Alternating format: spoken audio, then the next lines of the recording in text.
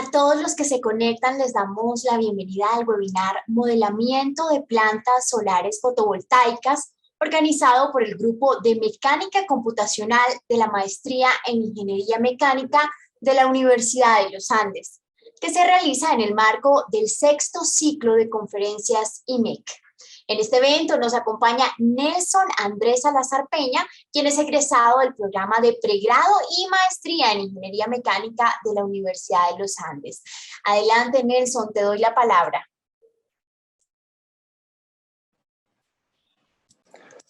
Hola José, muchas gracias. Gracias a todos los que están conectados y gracias por compartir este espacio con nosotros, en donde vamos a hablar de cómo podemos modelar las plantas solares fotovoltaicas. Vamos a ver cómo las podemos estudiar y vamos a ver también unos temas interesantes de otros estudios extras que podemos incluir en estos análisis que realizamos. Entonces, yo creo que la dinámica más eficiente es que, como vamos a estar viendo partes de código, porque vamos a modelar la planta que tenemos en la universidad, yo creería que lo más conveniente es que si hay cualquier pregunta, por favor, y sin ningún problema, me interrumpan, y lo hacemos más en modo de conversación, que creo que también sería un poco más chévere. Sin embargo, pues también lo pueden dejar en la caja de preguntas, que ahí pues las responderemos todas, ¿no? Entonces, pues sin más, pues demos inicio a la presentación. Entonces, para iniciar, quisiera definir primero qué es la energía solar fotovoltaica. Esta es el tipo de energía que se obtiene gracias al efecto fotoeléctrico. El efecto fotoeléctrico no es más que la generación de electrones o la generación de electricidad o la emisión de electrones que da un material a causa de una radiación que incide sobre este material. En este caso, sobre nuestro panel fotovoltaico incide radiación solar y de allí se genera esta electricidad para pues, dar efecto a todo el proceso de producción. El impacto mundial que ha tenido este tipo de energía a nivel mundial es increíble. Recientemente se ha posicionado y de manera consistente como la principal fuente de generación de nueva capacidad de potencia, es decir, los nuevos proyectos en los que se embarca la industria para generar energía son de tipo únicamente energía solar fotovoltaica, y eso no es menos en Colombia. En Colombia, más o menos a partir del año 2017, 9 de cada 10 proyectos que surgen para generar potencia son únicamente energía solar fotovoltaica. Para el presente año se tiene proyectado culminar con una capacidad instalada aproximada de 750 megavatios. Ya estamos cerca, vamos como por 726, 730. Y para 1.2 gigas a 2023. Este crecimiento que ha tenido Colombia precisamente desde este año, desde el año 2017, ha sido exponencialmente increíble, y esto no debería resultarnos extraños, porque como podemos ver acá en este esquemático, Colombia tiene una ventaja de tener sobre la superficie, digamos que del país, una radiación solar que es más o menos homogénea a lo largo del país, y que además su irradiación solar diaria es 15% mayor al promedio mundial. Entonces eso hace que en Colombia sea una propuesta atractiva querer incursionar en estos proyectos de energía solar fotovoltaica. Además de que, como es, digamos, un tipo de energía que es reciente, que es nueva en el país, pues el tema de los incentivos legales y económicos que pues da el país, pues también lo hacen aún más llamativos querer incursionar en, en este tipo de recursos energéticos. Sin embargo, ese tipo de energía tiene la principal debilidad, que es intermitente. Y es intermitente a causa de las condiciones meteorológicas variables. Nosotros, para poder generar energía con paneles fotovoltaicos, necesitamos una radiación solar. Y esta radiación solar, digamos que sus magnitudes van cambiando a lo largo del día. Y no únicamente van cambiando a lo largo del día, van cambiando de acuerdo a nuestra posición geográfica, van cambiando de acuerdo a las condiciones meteorológicas, y esto no solamente afecta, digamos que la cantidad del recurso que hay, sino que también puede generar fenómenos variables de temas de suciedad o sombreado en nuestra planta, que es algo importante, y que a su vez se ve desencadenado en una condición de operación que también es variable, ¿no? Entonces, dado que el recurso es variable, pues todo lo demás se sujeta a esa variabilidad y a ese dinamismo. Entonces, esta es la principal debilidad que tenemos nosotros con este tipo de fuentes de energía.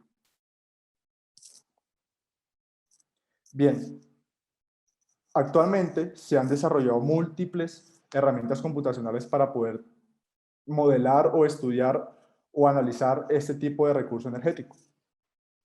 Se han desarrollado modelos matemáticos que han sido muy precisos, pero cuentan con una dificultad y es que no es trivial poder modelar matemáticamente todo este fenómeno y todo este mecanismo de la generación de energía fotovoltaica a partir del recurso de la irradiación. Es difícil principalmente poder capturar las dinámicas climatológicas que estamos comentando, meteorológicas, cómo eso se deriva en la operación y cómo esto se ve influenciado por esas pérdidas que a su vez dependen de todo este dinamismo. Entonces es un poco difícil. Sin embargo, todas estas herramientas computacionales que podemos ver a la izquierda de la pantalla tienen el mismo fin y es precisamente desarrollar estos mecanismos o métodos para poder hacer de esta complejidad algo mucho más sencillo, ¿no? Sin embargo, tienen una principal contratiempo o inconveniente, y es que al ser herramientas computacionales, estas carecen de flexibilidad en las simulaciones que pueden realizar. Precisamente tenemos la dificultad de poder capturar toda esta dinámica eh, climatológica, adaptarla también a la configuración de nuestro sistema y a partir de eso poder generar una estimación de producción de potencia de energía. Entonces, al ser herramientas que son destinadas a usuarios, digamos que finales, tiene que ser un poco sencilla en su interfaz para que sea fácil poder hacer como que toda esa descripción meteorológica y toda la configuración de la planta. Hay 4 principales inconvenientes que tienen estas herramientas computacionales, estos software comerciales, que a su vez son 4 criterios de selección para desarrollar una herramienta que es la que nosotros estamos utilizando y que ya les vamos a comentar por qué. Entonces, el primer criterio de selección o el primer inconveniente de los software comerciales es que es difícil poder comparar los resultados de desempeño. Cada uno de estos software tiene una configuración preestablecida por defecto que tiene en los supuestos matemáticos o en los supuestos del modelamiento de los algoritmos difieren entre unos y otros. Entonces, si por ejemplo nosotros hacemos una simulación con un software muy conocido y lo hacemos con otro, los resultados puede que no sean los mismos. Entonces ahí tenemos una dificultad. Segundo, la capacidad para modificar, personalizar y actualizar algoritmos. Precisamente como son software comerciales, nosotros lo que tenemos es, digamos que un panel con los que podemos interactuar inicialmente, pero más allá de ello no podemos incluir, digamos que análisis que nosotros quisiéramos realizar. Tenemos que apegarnos y sujetarnos a lo que ellos nos permiten. Tercero, integración automática en flujos de trabajos externos. De nuevo, tenemos nuestra interfaz y nuestra interfaz de los software comerciales que nos piden es, oiga, deme una configuración inicial, deme su configuración geográfica, meteorológica y de la configuración y de la arquitectura de la planta. Y con esto ya puede ser, yo le realizo la simulación de los parámetros convencionalmente, digamos que requeridos y se da todo el desglose, o dígame usted qué es lo que quiere analizar y hacemos ese estudio. ¿Sí? Pero ese, dígame usted que quiere analizar, es de los que ellos ya tienen también preestablecidos, ¿no? Entonces, si queremos hacer un estudio aparte o externo a esto, pues no podemos. Tenemos de nuevo que sujetarnos a lo que ellos nos proveen.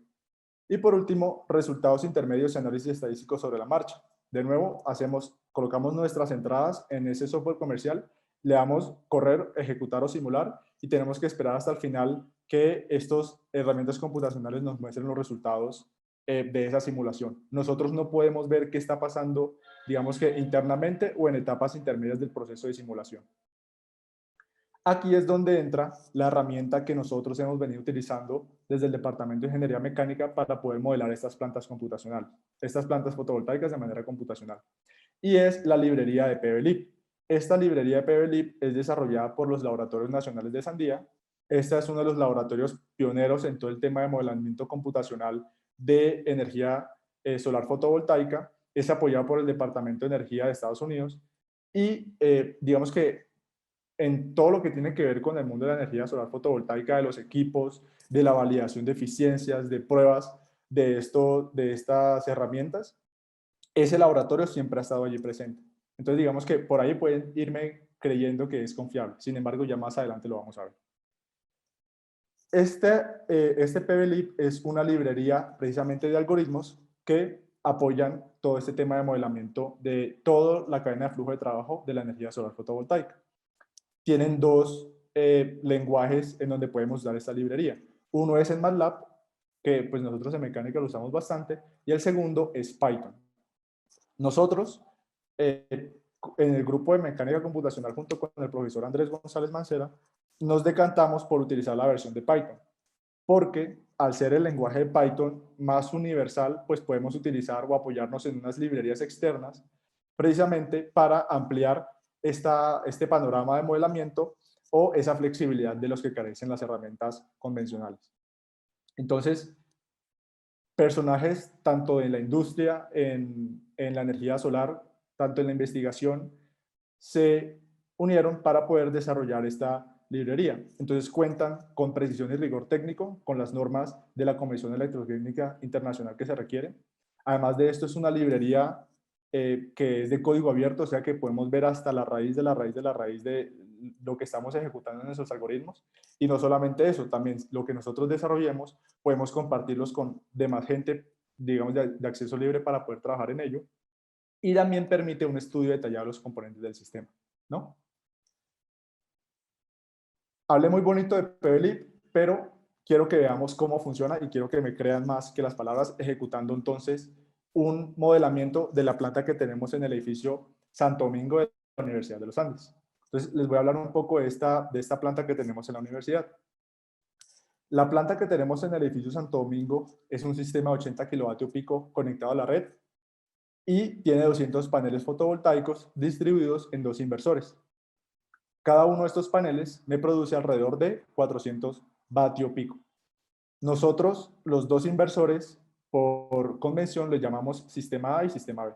Entonces, el inversor llamado sistema A tiene una potencia pico de 51 kilovatios, tiene una inclinación y una azimutal de 10 y 180 grados respectivamente. Entonces, 10 tenemos, es como que la elevación que tenemos ahí en el panel, y 180 lo que quiere decir es que están mirando hacia el sur. Lo ideal es que los paneles estén mirando siempre hacia el ecuador. Entonces, en la posición en que estamos nosotros es un poco arriba del ecuador, entonces por eso están mirando hacia el sur. Tenemos 16 paneles en serie y 8 paneles en paralelo.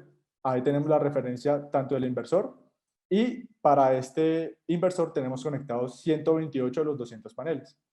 Mientras que el segundo inversor, que es un poco más pequeño, es la mitad aproximadamente, es de cerca de 29 kilovatios pico, tiene la misma inclinación, el mismo azimutal, y tiene 18 paneles en serie y paralelo. Como ven, el inversor es de la misma referencia, es ABB Trio, pero pues lo que cambia es esa capacidad nominal que tiene el inversor.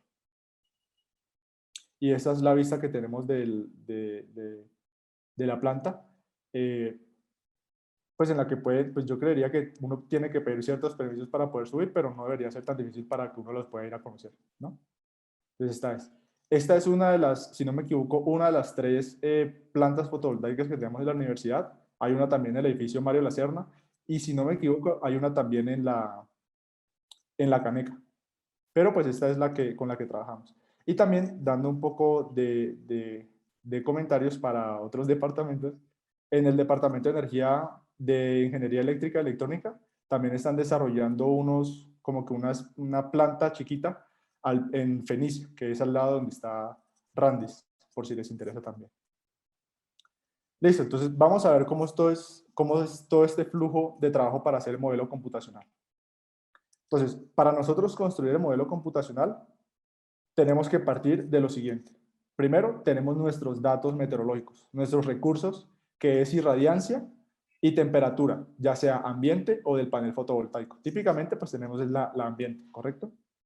Entonces, de los datos meteorológicos, que es nuestro recurso, empezamos a hacer la producción con nuestro sistema solar fotovoltaico. En este caso, el del LCD, que ya vimos su configuración. Para el modelo computacional, internamente lo que tenemos que hacer es el siguiente flujo de trabajo. Primero, en las líneas color amarillo, lo que tenemos que hacer es todo el desglose para poder obtener, digamos que nuestra configuración meteorológica en nuestro lugar. ¿Esto que involucra? Conocer la posición del sol, conocer el albedo. El albedo es, digamos que lo que me rebota de irradiancia, ¿no? Entonces, dependiendo de la superficie en la que yo me encuentre, puede que esa irradiancia que rebota sea mayor o menor, y esto a su vez puede ser más o menos aprovechado por los paneles. La orientación de los módulos, es decir, cómo digamos que ese trayecto de la posición del sol con esos rayos incidentes, cómo es su comportamiento a lo largo del trayecto del sol y esa orientación que tenemos en los paneles, ¿no? Ese ángulo de incidencia. Y hasta ahí, entonces, digamos que tenemos esa caracterización. Luego lo que hacemos en las flechas color verde es tratar de depurar toda esa información para obtener una irradiancia efectiva. Entonces, tenemos todo el trayecto del sol, tenemos los rayos que impactan directamente sobre el panel, tenemos los rayos que, por ejemplo, rebotan en el suelo y como que quedan circundando alrededor, que puede ser aprovechado por el panel, o también los rayos que impactan en las nubes o en las partículas que hay en el aire y que también se van dispersando y que pueden también llegar a circundar alrededor del panel fotovoltaico. Todo eso, de acuerdo a la orientación de nuestros módulos, obtenemos una irradiancia en el plano del arreglo, que es precisamente la irradiancia que es totalmente perpendicular al plano que tenemos. Eso lo depuramos como las pérdidas por ambiente y ahí obtenemos la irradiancia efectiva. Esa irradiancia efectiva lo que es la que verdaderamente aprovecha el panel para hacer todo su proceso de generación. Acá en las flechas grises tenemos los tres principales recursos. Tenemos la irradiancia efectiva, que es la que ya les comenté, la temperatura de los módulos, esto es porque dependiendo de la temperatura la producción cambia, y la tecnología de los equipos. No solamente la tecnología por temas de degradación, que con el paso de los años funcionan, pues su eficiencia va decayendo poco a poco, sino también por su arquitectura. Entonces, esos son los tres principales recursos. Y allí seguimos con estas líneas color rosado. Entonces, primero tenemos la curva de voltaje y de corriente. La curva de voltaje y de corriente lo que me hace, o lo que permite, es obtener esa producción DC en el sistema, es decir, corriente, voltaje y potencia DC. ¿Cómo se hace? Se hace con un circuito equivalente. Este circuito equivalente lo que tiene es una fuente de corriente por fotoluminiscencia, es decir, cuando un haz de la radiación solar, un haz de luz impacta sobre el panel, eso podríamos pensar que me genera una especie como de pulso, que es como que una electricidad de pulsos de electricidad que me va generando. Entonces de ahí se genera pues ese fenómeno, ¿no? De la electricidad que está generando. Una irradiancia, una corriente del diodo. Entonces la corriente del diodo es que yo en el panel fotovoltaico lo tengo compuesto de un par de capas, entonces una de esas dos capas está cargada positivamente y la otra negativamente, para que precisamente con ese pulso de corriente que yo generé con el haz de luz, se genere una especie como de flujo o de ciclo, ¿no? Entonces ese flujo viene dado por esta corriente del diodo en la unión de la capa del panel. Y un par de resistencias que lo que hacen es tratar de modelarme esas no idealidades o imperfecciones que tiene el panel, que puede ser pequeñas grietas que hay en los bordes cuando se está colocando las láminas metales en los acabados, o en el transporte que quizás se golpea un poco, o que las láminas de la superficie, que son una especie de vidrio, a veces son de polímero, pues como que se levantan un poco, se forman un poco de burbujas o cambian un poco de color. Todas esas imperfecciones se tienen en cuenta con ese circuito equivalente. Entonces, con este circuito, como comenté, tenemos voltaje, corriente y potencia DC, ¿no? A eso le añadimos las pérdidas correspondientes a esa etapa y luego pasamos a la conversión de DC a AC, y esto es mediante el inversor fotovoltaico. Entonces, con el inversor tenemos internamente todo ese proceso para poder obtener o para poder pasar de esa potencia DC a la potencia AC. Y finalmente en las flechas azules es que ya tenemos esa potencia AC, que es la que pues nosotros utilizamos, y pues también tenemos el valor de la energía que estamos generando. Entonces, este valor de potencia o de energía es ya nuestra simulación, es nuestra producción ya simulada, y esto lo comparamos con la producción que estamos midiendo con el sistema de monitoreo que tenemos en la planta. Ese sistema de monitoreo se llama Meteo Control y nos da un reporte muy de bastantes parámetros en la planta, entonces podemos hacer varias comparaciones, que ya más adelante los vamos a ver. Y finalmente, pues para nosotros ver qué también está nuestro modelo computacional, pues los validamos, los comparamos con métricas estadísticas para ver cómo se están comportando nuestro modelo. Entonces, lo que vamos a hacer es que vamos a hacer este mismo flujo en el código que hemos desarrollado, o bueno, que hemos acoplado con la librería de PBLib para precisamente modelar la planta del edificio Santo Domingo, ¿no? Entonces, Iniciamos cargando las librerías que necesitamos, entonces en este caso de gráficas, de modelos matemáticos, etcétera, de métricas estadísticas. Y acá la más importante, como ven, importamos pblib. Pblib en Python y pues con todos estos parámetros o con esas funciones que permiten, ¿no? Que ya las vamos a ver. Entonces, ¿qué es lo que hacemos primero? Como comentamos, partiríamos de nuestros datos meteorológicos, ¿no? Y nuestros datos meteorológicos van determinados por nuestra configuración geográfica. Entonces, acá lo que hacemos es eso. Colocamos la latitud, la longitud donde estamos, el uso horario, la altitud y con eso definimos nuestra ubicación, ¿sí? Con estos parámetros corremos una función de plib específica que lo único que nos dice es, vea, yo ya sé cuál es su posición y con ese ya sé cuál es su posición, pues más adelante podemos desglosar eh, más funciones que ya vamos a ver. Segundo, cargamos nuestra base de datos. Entonces, como les comenté, tenemos los datos de Meteocontrol, tenemos la ventaja de que tenemos datos con una muy buena resolución, que es resolución, un dato cada 5 minutos, y tenemos también resoluciones horarias, ¿sí? Y como ven, tenemos, por ejemplo, este primer valor, que es irradiancia con un piranómetro, ¿sí? Este segundo parámetro es la irradiancia con una celda de referencia, entonces aquí voy a dar la ventaja de por qué tenemos esta medición. Resulta que si nosotros tenemos un piranómetro, digamos que el piranómetro es como una pequeña cúpula que va captando esa irradiancia que va impactando, pero me capta es uno de los componentes de la irradiancia que se llama irradiancia global horizontal. Ese componente no es la irradiancia efectiva que el panel está aprovechando para hacer la producción, ¿sí? Sin embargo, esta que tengo acá seleccionada, que se llama Meteocontrol IRRAD, es con una celda de referencia. Y una celda de referencia es un panel chiquito con la misma orientación y la misma inclinación y de las mismas características del panel, digamos que estamos utilizando realmente, y al tener esa misma configuración de la planta, pues efectivamente los paneles, la irradiancia que está impactando sobre nuestra celda de referencia es la irradiancia que efectivamente estamos utilizando y aprovechando para hacer la producción. Entonces, únicamente con tener este dato de irradiancia efectiva, nos estamos saltando todas estas líneas de color amarillo y de color verde, ¿no? Entonces, aquí ya tenemos la irradiancia efectiva. Entonces, eso es una gran ventaja para nosotros en este modelo. Sin embargo, pues más adelante les vamos a ver que sí podemos utilizar esta parte del flujo de trabajo y obtener buenos resultados. Tenemos la potencia DC de los dos inversores, tenemos también la potencia AC de los dos inversores, la temperatura de los paneles, la temperatura ambiente y la energía que estamos obteniendo para cada uno de ellos. Aquí lo que hacemos es sencillamente cambiarles el nombre, pues por facilidad primero de comprensión y más adelante en el flujo de trabajo que vamos a realizar.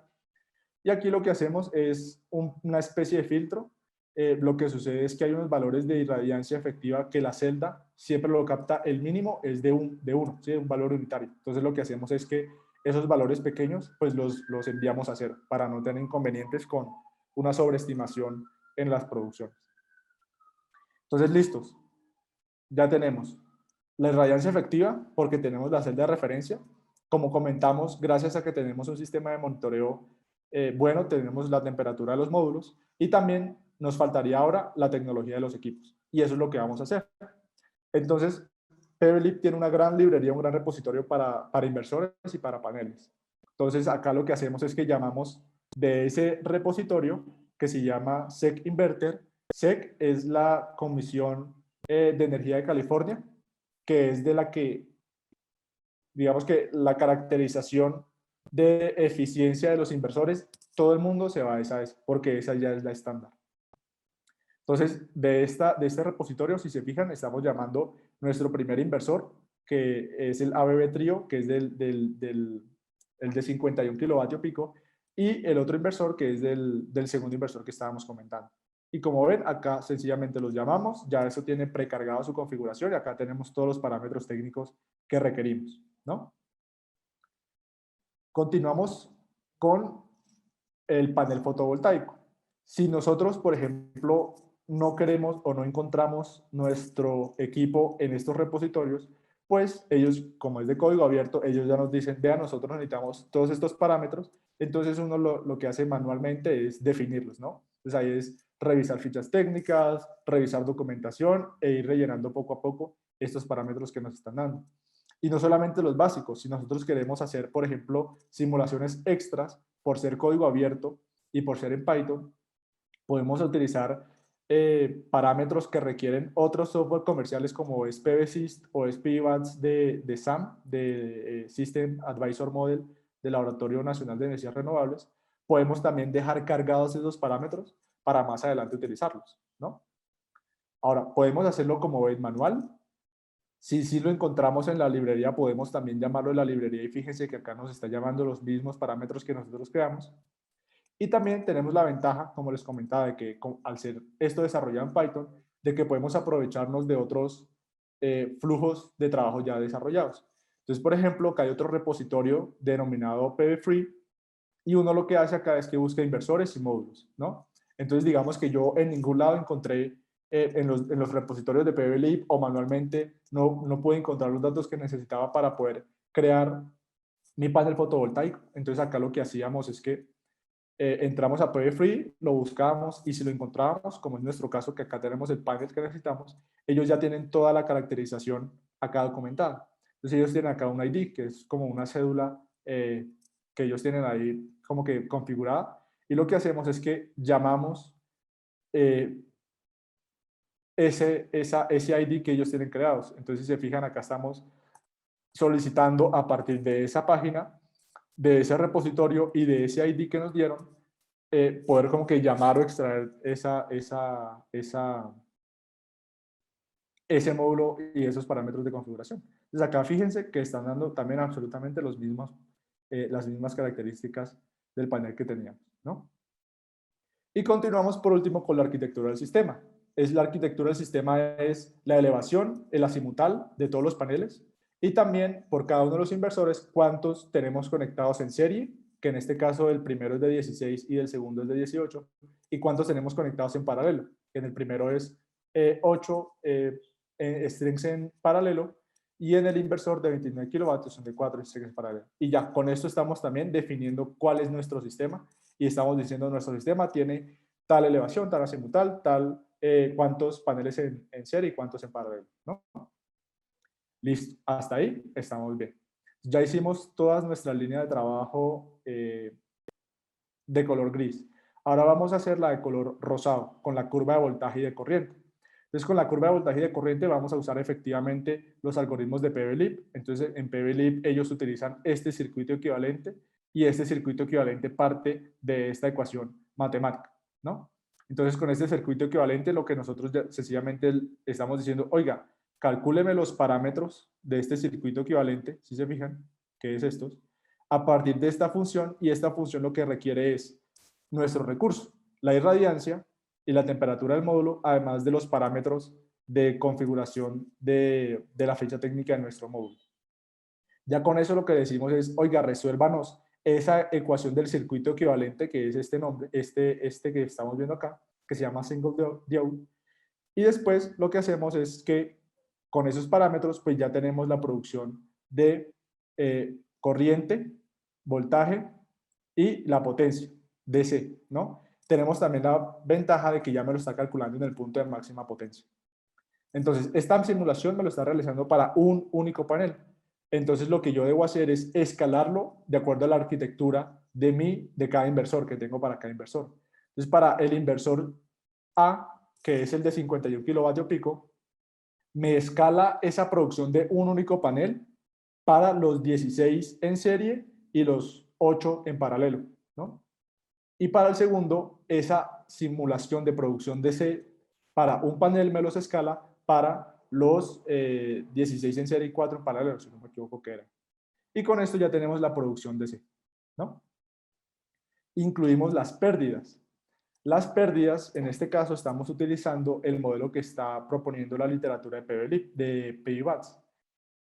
Este término de pérdidas es muy eficiente para los software comerciales. ¿Y cómo es? Decimos, oiga, usted tiene estos factores de pérdida, dígame qué porcentaje le daría a cada uno de estos parámetros. Y a partir de cada uno de estos porcentajes que uno está dando para cada uno de estos factores de pérdidas, los incluimos acá en este factor, ¿no? en este parámetro L sub I, y esto con esta ecuación nos obtiene el porcentaje total de pérdidas, que en promedio por defecto es de 26.9%, ¿no? Eso es muy provechoso para los software comercial porque pues uno no es que tenga mucha información de la planta y también es muy difícil poder depurar cada uno de estos factores de pérdida. Entonces, si uno más o menos conoce estos valores que históricamente son los más utilizados, pues uno le apunta a esos y ya sabe que al menos se está yendo por lo convencional, ¿no? Sin embargo, una de las problemáticas que tiene estos valores es que si se fijan, estamos obteniendo un único valor porcentual que va a afectar como pérdidas la producción de nuestro sistema, pero que no se va a ver reflejado en la dinámica del flujo de trabajo, ¿no? Entonces, acá incluimos las pérdidas, si se fijan, las estamos incluyendo a la corriente y al voltaje de cada uno de los sistemas, entonces el sistema del inversor A y el sistema del inversor B. La potencia AC, en este caso estamos utilizando la ecuación que proponen los mismos de PVLIP, del laboratorio de Sandía, que es esta que vemos acá, y de manera sencilla la ventaja es que incluye parámetros tanto teóricos como experimentales. Entonces, de esta manera logran encadenar unas métricas que son interesantes para tener en cuenta en el inversor, como lo es el autoconsumo, ¿no? Las pérdidas que tienen esos circuitos de los semiconductores que están conectados y las pérdidas además resistivas por todo el cableado interno que tiene el inversor. Entonces, con esta ecuación nos estamos asegurando que ya estamos teniendo tres factores de pérdida típicos y que también es una de las más eficientes. Listo, entonces acá lo definimos. Si se fijan, estamos llamando de PVLIP, digamos que la carpeta de los inversores, y de esa carpeta de inversores estamos llamándola a esta ecuación de Sandía para hacer el cálculo de la producción AC. Del inversor A, del inversor B, y al finalmente, como queremos obtener entonces la producción para todo el parque, lo sumamos, ¿no? Y listo. Eso es lo que hacemos acá. Y esto pues ya son métricas estadísticas para hacer esa validación final.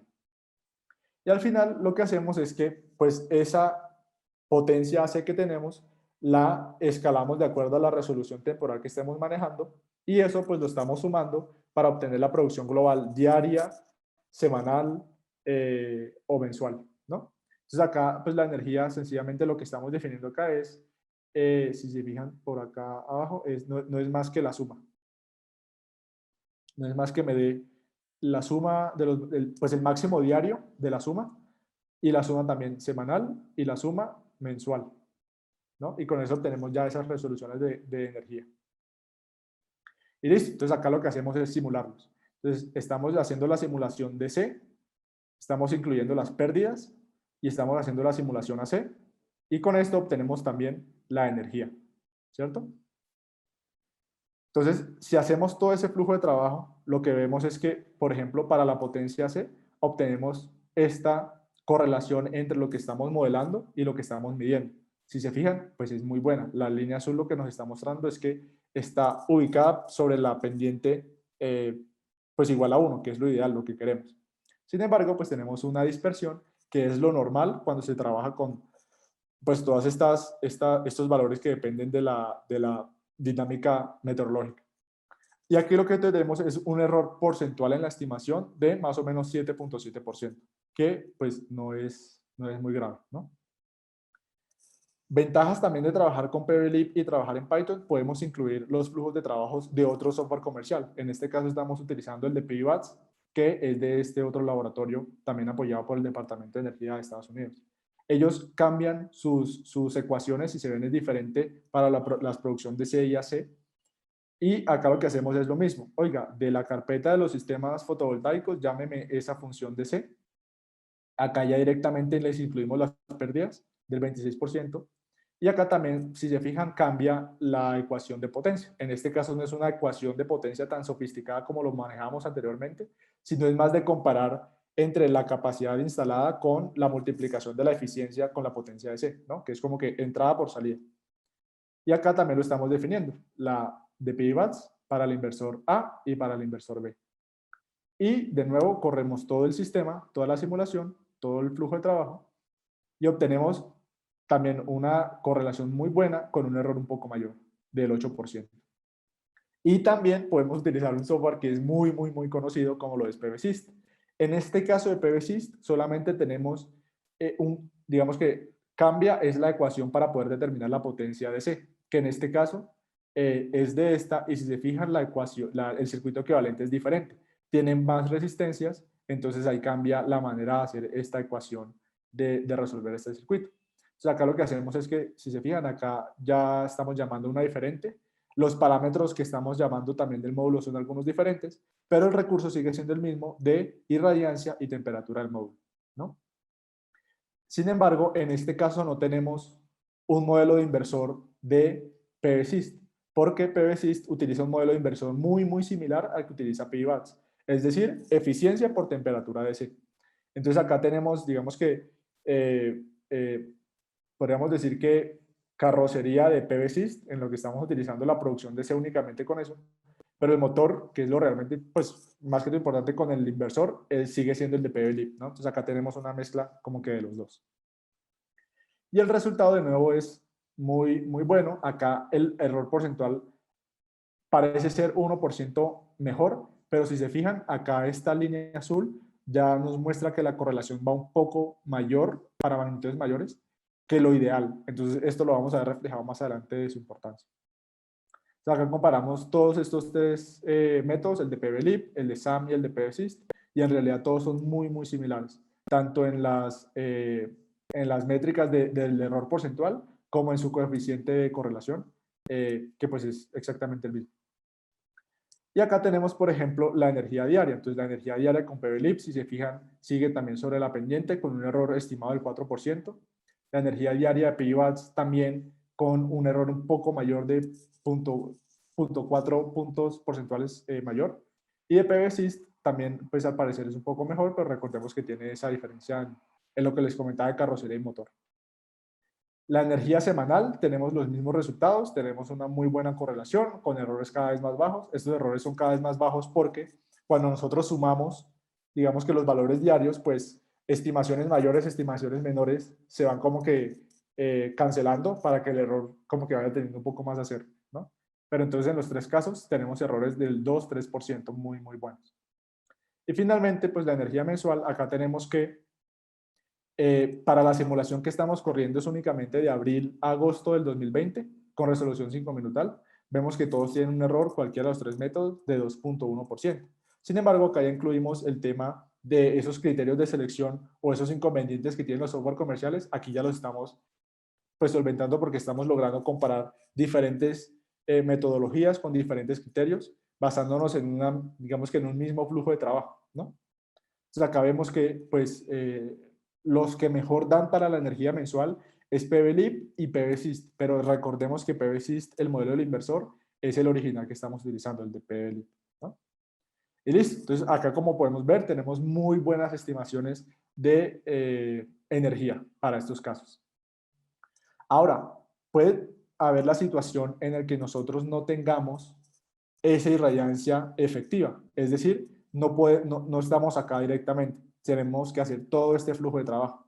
Si tenemos que hacer todo este flujo de trabajo, PVLIP también dispone de esas funciones. Entonces, si se fijan, a partir de nuestra ubicación geográfica, estamos obteniendo el comportamiento de la exposición solar. Entonces, acá están las gráficas, ¿no?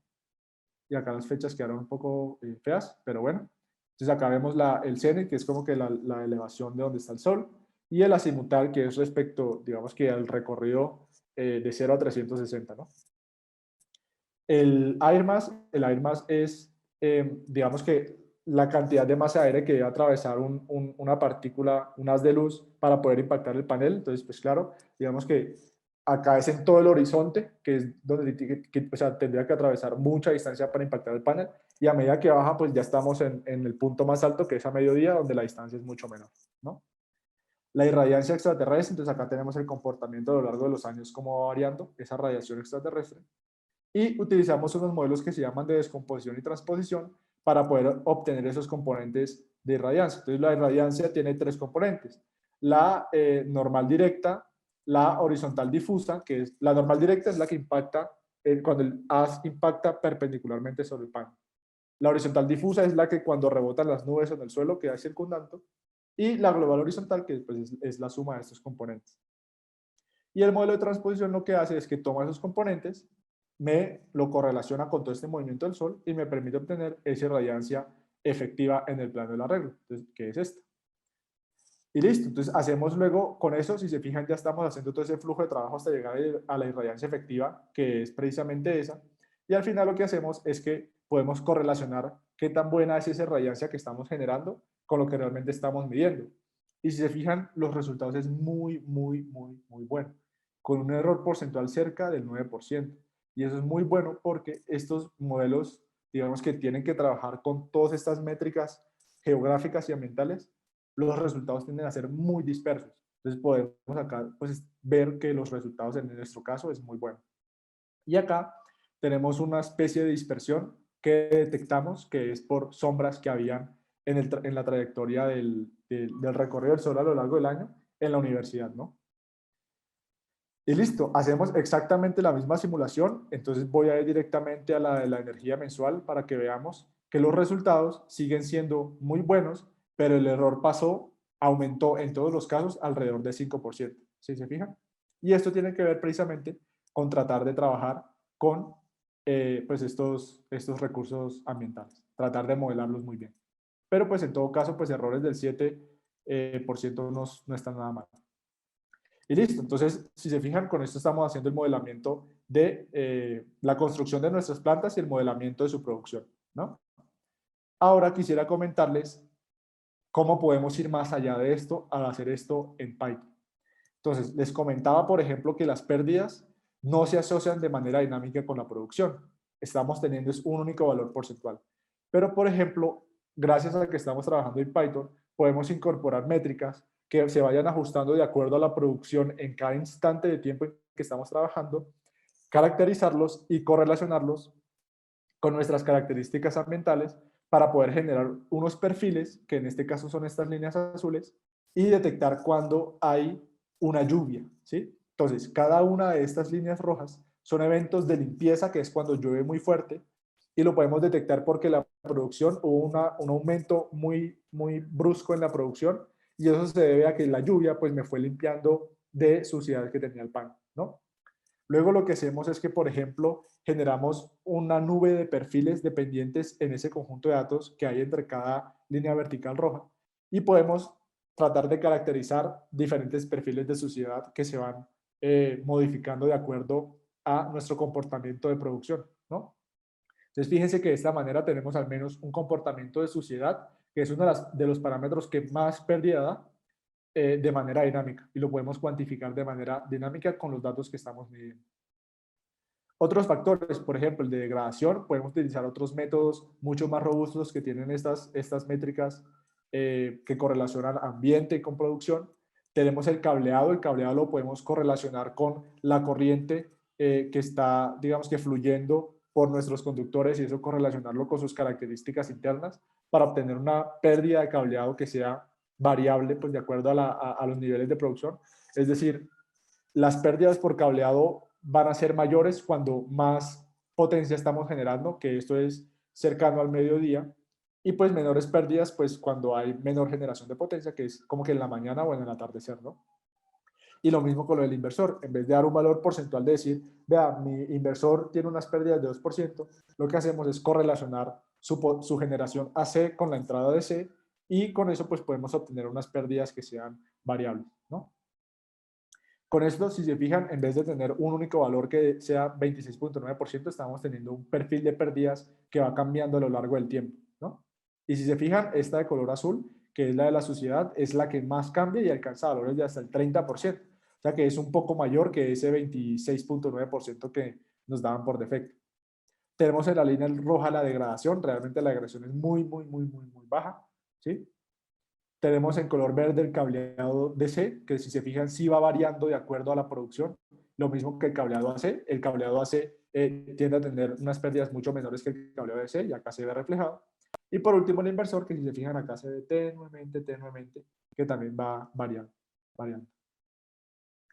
También en lugar de tener un único valor, lo que hacemos es que lo vamos incorporando de acuerdo al flujo lógico de trabajo, es decir, que lo que ocurre en la etapa de C lo incluimos en la etapa de C, lo que ocurre en la etapa de cableado de DC a AC lo incluimos en esa etapa, lo que ocurre también en la parte de generación de producción AC incluimos esas pérdidas y de esa manera pues tenemos unas pérdidas que es más dinámico y que es más lógico con lo que estamos trabajando. Y al final lo que podemos tener es una energía modelada mucho más precisa, en este caso tomando todos los meses del año 2020 es del 7%, pero pues lo que pasa acá es que digamos que tuvimos que contextualizar un poco qué es lo que estaba sucediendo con la planta y por eso, digamos que limpiando un poco y conociendo qué es lo que estaba pasando realmente con la planta con temas de mantenimiento, de conexiones y esas cosas, es que arribamos a ese valor de pérdidas que teníamos anteriormente del 2-3%. Ahora, no solamente eso, podemos también incorporar técnicas de inteligencia artificial para hacer algo que está muy interesante a la industria ahora, que es la detección de fallas.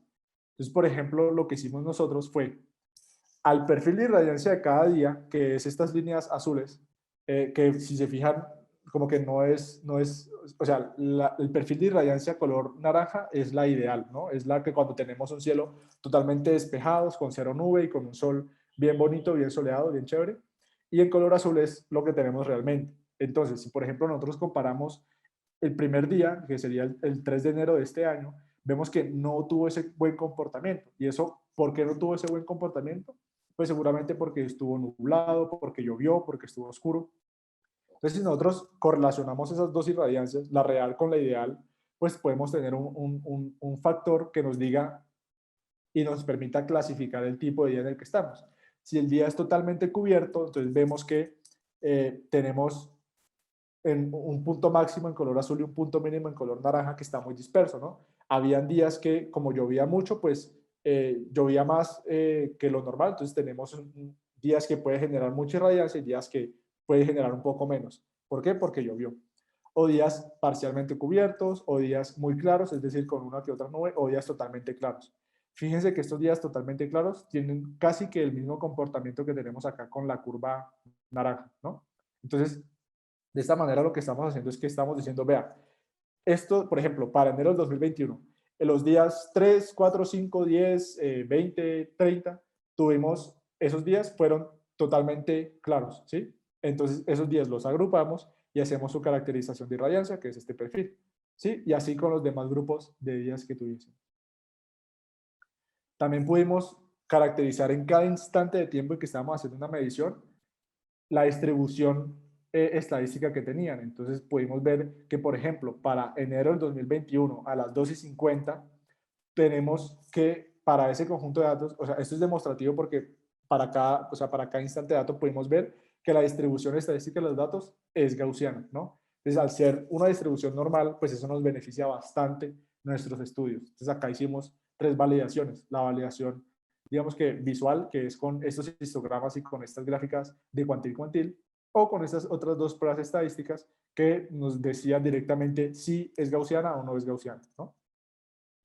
Listo, valiéndonos de este hecho de que pudimos detectar que estos datos son por una distribución normal, propusimos generar una irradiancia sintética. Entonces, esta irradiancia sintética lo producimos con 2 métodos diferentes. El primer método es el estocástico, lo llamamos estocástico, porque para un instante de tiempo, si ya sabemos el perfil de distribución que tiene ese día, pues tomamos el valor de la distribución normal que tiene para ese conjunto de datos de ese instante específico, con su promedio y con su desviación estándar, y eso como que nos va arrojando un valor que vamos pudiendo recrear la señal. Y si no lo queremos hacer así, digamos que generar un valor totalmente sintético, podemos emplear este segundo método que se llama Bootstrap. Y lo que hacemos es que tomamos todos los datos de irradiancia de ese mismo conjunto de datos para diferentes días y digamos que los echamos en una bolsita. Entonces decimos, oiga, vean, entonces yo voy a recrear la señal y lo que hago es que para cada instante de tiempo voy sacando bolita y voy como que cogiendo el dato de irradiancia real y lo voy colocando. Entonces, de esa manera voy como que recreando la señal de irradiancia que yo estoy generando, ¿sí? Y en esta gráfica lo que tenemos es la comparación. Fíjense, por ejemplo, para un día muy cubierto, con ambos métodos tenemos casi que la misma distribución promedio, que es la de color verde, que la medición real, ¿sí? Tenemos unos picos alrededor de 1200, que ese es en el caso real, ¿no? En los dos casos de simulación. Y en el dato sintético, por ejemplo, el promedio está alrededor de 600, 500 y en este caso, si se fijan, el valor real también, ¿no? Entonces estamos generando una muy buena irradiancia sintética.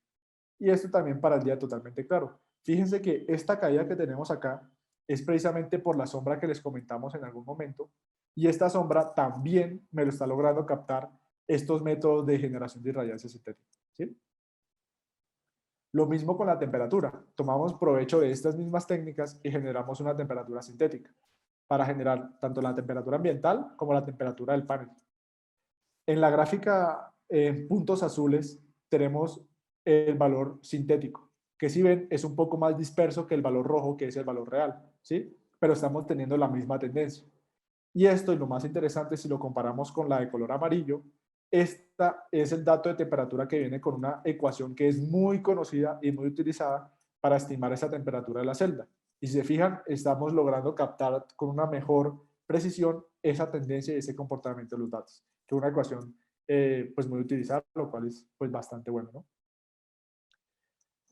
Y a partir de irradiancia y temperatura, que ya tenemos nuestro recurso, con nuestro modelo computacional que ya vimos, generamos entonces la producción de alrededor de 19 años de datos puramente sintéticos, ¿sí? Entonces, con esto, que es alrededor de 2 millones de datos, lo que hicimos fue que agregamos también valores de 11 tipos de fallas, ¿sí? Fallas es diferente a pérdidas porque las fallas ya involucran que algún componente del sistema sufrió algún daño, ¿no? Entonces, fallas de tipo de sombreado, de punto caliente, de grietas, de arcos eléctricos que se formaban, ¿no? O fallas en el inversor. Y de nuevo los fuimos incluyendo en el flujo lógico de operación del sistema, ¿no? ¿Qué hicimos entonces? Generamos los perfiles de comportamiento de producción con su recurso y con su producción, ¿cierto? Sintético. Al ser sintético, nosotros conocemos qué es lo que está pasando, sabemos qué dato tiene falla de tanto por ciento y de qué tipo, y qué dato tiene pérdida de qué tipo y de cuánto por ciento, ¿cierto? Entonces lo que nosotros hicimos fue diseñar 5 tipos de redes neuronales para poder estimar estos 5 parámetros.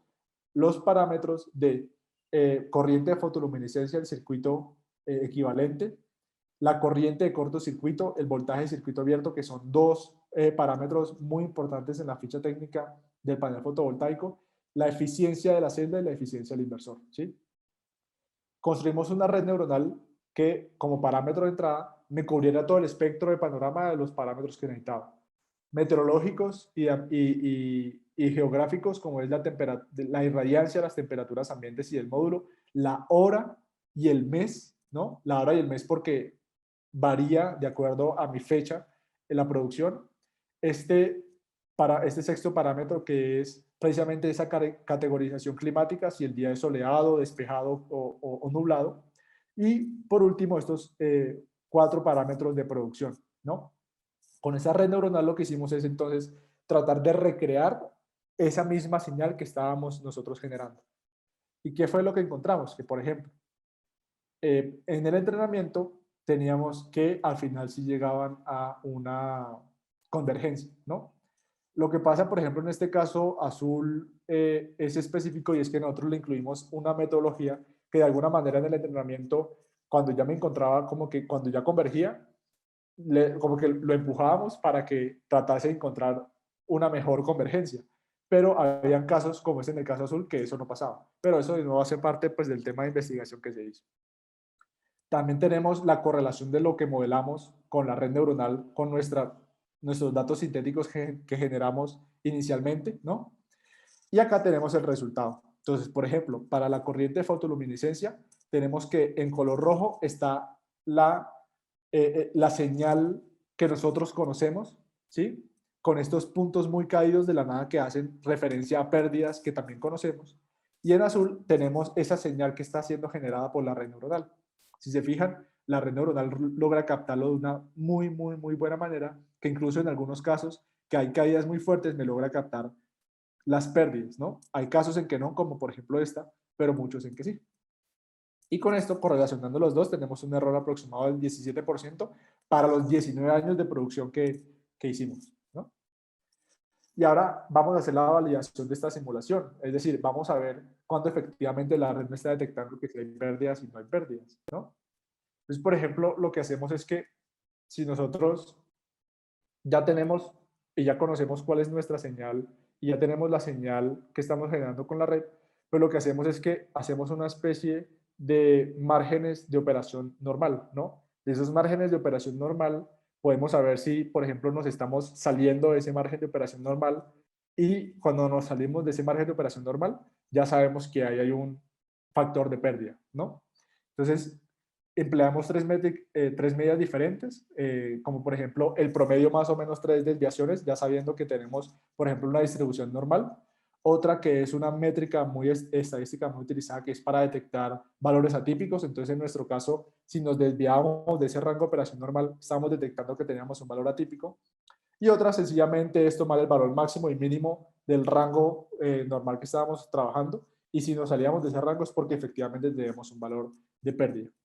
Y en este caso, si se fijan, en los 3 escenarios tenemos precisiones muy, muy altas, arriba del 90% para esa detección de fallas. Entonces, no solamente logramos recrear la señal, sino que también estamos estableciendo como que márgenes de operación normal de este sistema y saber cuándo efectivamente hay unas fallas.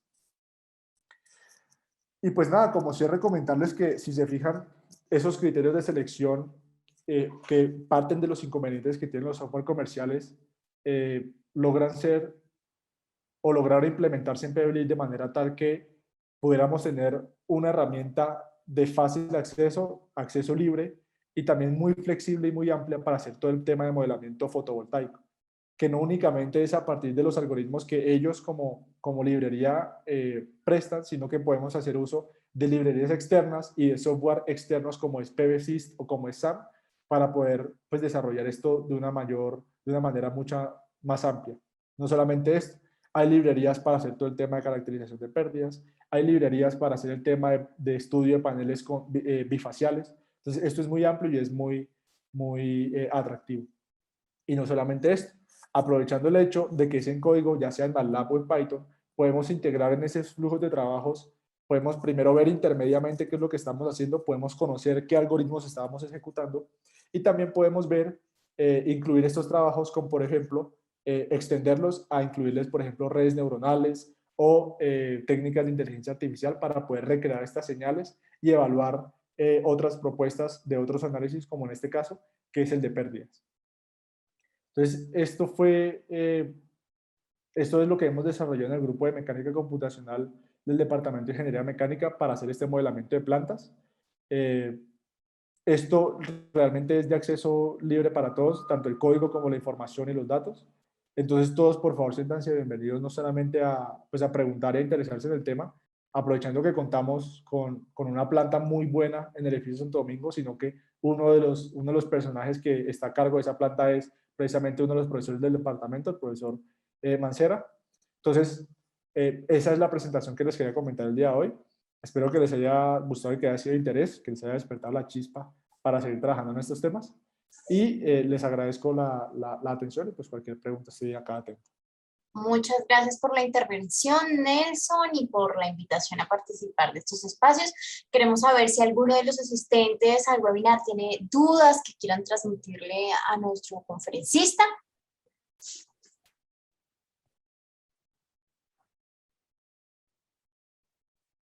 Bueno, creo que no hay preguntas. No.